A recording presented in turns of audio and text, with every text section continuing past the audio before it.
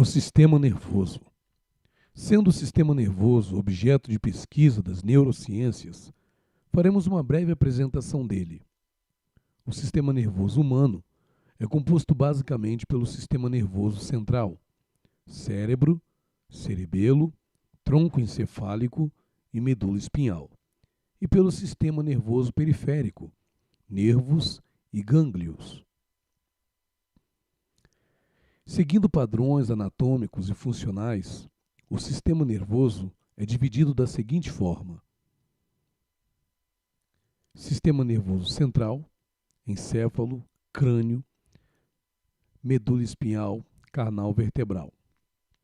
Do encéfalo, cérebro, tronco encefálico, cerebelo. Do cerebelo, telencéfalo e diencéfalo. Do tronco encefálico, mesencéfalo, ponte e bulbo. Sistema nervoso periférico, nervos, gânglios. Dos nervos cranianos, encéfalo, espinhais, medula. Dos cranianos, os sensitivos, motores e viscerais. No sistema nervoso central, SNC, temos o encéfalo, cérebro, tronco encefálico e cerebelo, localizado na caixa craniana. O cérebro é composto pelo telencéfalo e o diencéfalo. O telencéfalo é dividido em dois hemisférios, direito e esquerdo, ligados pelo corpo caloso. O diencéfalo é a região central do cérebro recoberta pelos dois hemisférios cerebrais, cortada pelo terceiro ventrículo cerebral, que contém o tálamo e o hipotálamo. O tronco encefálico interpõe-se entre a medula e o diencéfalo, situando-se ventralmente ao cerebelo, ou seja, conecta a medula espinal com as estruturas encefálicas localizadas superiormente. Ele é composto pelo bulbo, ponte e mesencéfalo. O cerebelo, órgão do sistema nervoso suprassegmentar, deriva da parte dorsal do metencéfalo e fica situado dorsalmente ao bulbo e à ponte, contribuindo para a formação do tecto do quarto ventrículo. Repousa sobre a fossa cerebelar do osso occipital e está separado do lobo occipital por uma prega da dura mater denominada tenda do cerebelo. O sistema nervoso periférico é composto por nervos e gânglios. Os primeiros são divididos em cranianos, derivados do encéfalo, têm funções sensitivas, motoras e viscerais, e nervos espinhais, aqueles que estão ligados à coluna espinhal, e os segundos são acúmulos de corpos celulares de neurônios situados fora do sistema nervoso central. O desenvolvimento do cérebro, o cérebro triuno.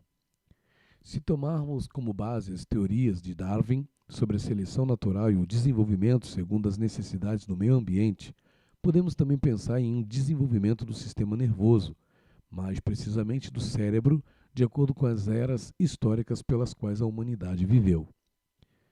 Em 1970, o neurocientista Paul MacLean, em seu livro The Training Brain in Evolution, Holding Parental Cerebral Functions, tradução livre, o encéfalo triuno em evolução, papel das funções paleocebrais, propõe que nosso cérebro se divide em três funções, de acordo com a evolução pela qual ele passou ao longo da história da humanidade. Nosso cérebro possui três unidades funcionais: a analítico-lógica, a sintético-intuitiva e a fisiológico-operacional, embora essas funções sempre estivessem presentes. Dependendo do contingente histórico, uma delas era sempre privilegiada em detrimento das outras. As funções fisiológico-operacionais foram intensamente predominantes nos primórdios da vida humana no planeta. A luta árdua pela sobrevivência exigia ação permanente, ocupação integral com as estratégias propiciadoras de coleta, caça, pesca, refúgio, abrigo, luta, proteção e reprodução. Até 10 mil anos atrás, quando se inicia a descoberta da agricultura e da domesticação de animais, as unidades fisiológicas operacionais predominantemente conduziram o cérebro na condução de atividades humanas. Antes de tudo, era preciso sobreviver e a premência disso relegou para o plano secundário as outras atividades funcionais do cérebro. Segundo Greco, somente após esta época, quando a agricultura foi desenvolvida e os homens passaram a fixar-se, ocupando e utilizando o solo, construindo moradias e dividindo o trabalho, é que a unidade sintético-intuitiva passou a se desenvolver. Isso ocorreu por volta de 4.000 anos atrás. Iniciou-se uma interpretação do mundo genuinamente humana, em que se começa a assumir contornos de correntes religiosas bem ordenadas. A sabedoria não era lógica, mas intuitiva, sintética, mística, mítica e holística. A terceira unidade funcional do cérebro passa a predominar a partir de 600 a.C. Na Grécia, os pensadores dessa época, como Tales, Pitágoras, Heráclito, Platão e Sócrates, entre outros, são os precursores históricos desse processo que se consolida por volta do século XVIII. Este novo ciclo, que marca a nova era, culmina com a sistematização do método científico e novos padrões tecnológicos que possibilitaram e possibilitam o progresso da humanidade e uma nova revolução cerebral. Esses três processos fundamentais do cérebro podem ser traduzidos como lógico, intuitivo e prático, constituindo um sistema funcional complexo, simultâneo e para-autônomo. O processo sintético intuitivo ocorre predominantemente no hemisfério direito do cérebro. O analítico lógico é um processo do hemisfério esquerdo e o motriz operacional prático ocorre na porção central ou comum. Segundo o Greco, 1992, há um jogo ou um conflito em nosso cérebro. Quando um dos três processos é acionado, os outros dois ficam de lado. Tal identificação das funções é importante para que possamos ter um olhar especial para cada pessoa e ver qual de suas funções é a mais desenvolvida e em qual ela tem mais deficiência. A função motriz operacional está ligada ao cérebro reptiliano, que é composto pela medula, tronco cerebral e cerebelo. São as estruturas mais antigas do cérebro, arquiencéfalo, e que controlam as funções vitais, respiração, batimentos cardíacos e todo o sistema neurovegetativo. Em educação, chamamos de cérebro psicomotor, ou motriz operacional.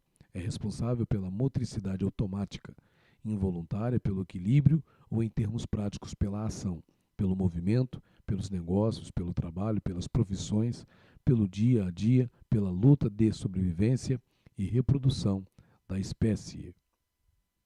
A segunda função, exercida predominantemente pelo lado direito do cérebro e que evolui há dezenas de milhões de anos em ancestrais que eram mamíferos, mas não primatas, é a sintético-intuitiva, sistema límbico ou sistema emocional, responsável pelo controle emocional, onde são sediados nossos sentimentos e emoções, orientando nossas ações e reações.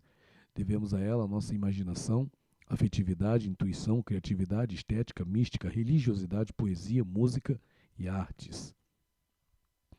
O cérebro esquerdo é o analítico lógico. Este evolui há milhões de anos em nossos ancestrais primatas, neoncéfalo. Compreende toda a camada mais externa do encéfalo, denominada córtex, em ambos os hemisférios e em ambos os lados. Chamá-lo de lado esquerdo é uma convenção, porque ele é responsável pela comunicação e a fala foi localizada no lado esquerdo do cérebro, na área de Broca. E é o nosso lado lógico, acadêmico, racional, teórico, científico, matemático, comunicador, responsável pela reflexão e pelo pensamento. Essa função detém a distinção da nossa espécie. As três funções não devem ser pensadas de forma isolada. Esse modelo foi estruturado apenas para localizarmos em que momento evolutivo da humanidade ele teve seu início e apogeu. Hoje, essas manifestações estão corticalizadas e sabemos que o cérebro funciona em uníssono para desenvolver suas funções.